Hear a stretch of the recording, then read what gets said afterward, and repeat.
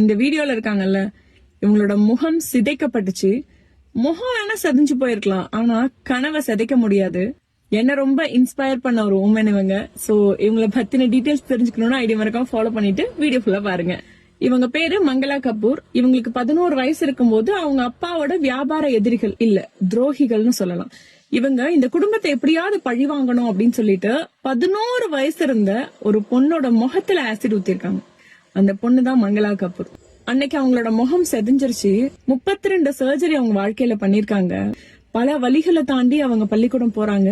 ஆனா தன் கூட படிக்கிற பசங்களே தன்னை ஏத்துக்கல அப்படிங்கறது அவங்களுக்கு இன்னொரு பெரிய மனவேதனையை கொடுக்குது. இப்ப அவங்களை ஹீல் பண்ண ஒரு விஷயம் இசை. பாட்டு கேக்குறது, பாட்டு பாடுறது அவங்களுக்கு ரொம்ப பிடிச்சிருச்சு.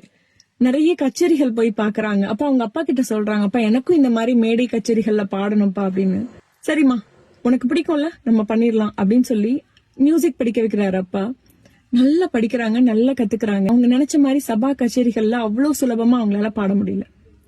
நிறைய மேடை ஏறி ஏறி இறங்குறாங்க. அவங்க சொல்றதெல்லாம் ஏமா சபா கச்சேரி அப்படின்னாலே நல்ல பட்டுப்புடவை கட்டிட்டு பெரிய ஜிமிக்கி போட்டு நகைகள்லாம் போட்டு தலை நிறைய பூ வச்சுட்டு வந்தாதானமா பாப்பாங்க, இந்த முகத்தோட எப்படிமா அப்படின்னு சொல்லி எல்லாரும் கேக்குறாங்க. நிறைய நிராகரிக்கப்படுறாங்க.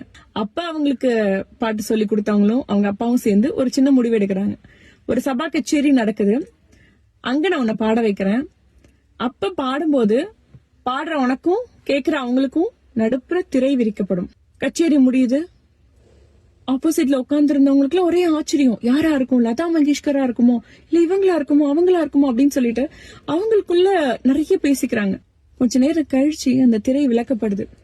ஒரு 10 செகண்ட் அங்க அப்படி ஒரு சைலன்ஸா, யாருமே எதுவுமே பேசல. அதுக்கப்புறம் அங்க அவங்களுக்கு கிடைத்த கரகோஷங்களும் ஆரவாரங்களும் சொல்லவே முடியாத அளவுக்கு இருந்திருக்கு. நம்மளுடைய தோற்றத்துக்கும் நம்மளோட திறமைக்கும் எந்தவித சம்பந்தமும் கிடையாது அப்படிங்கறத அந்த இடத்துல உடைச்சு அவங்க சொல்லிட்டு போயிட்டாங்க. இன்னைக்கு அவங்க ஒரு சிறந்த ஹிந்துஸ்தானி கிளாசிக்கல் மியூசிக் கலைஞரா இருக்காங்க, பேராசிரியரா இருக்காங்க. அது மட்டும் இல்லாம நிறைய உமனுக்கு பெரிய இன்ஸ்பிரேஷனா இருக்காங்க.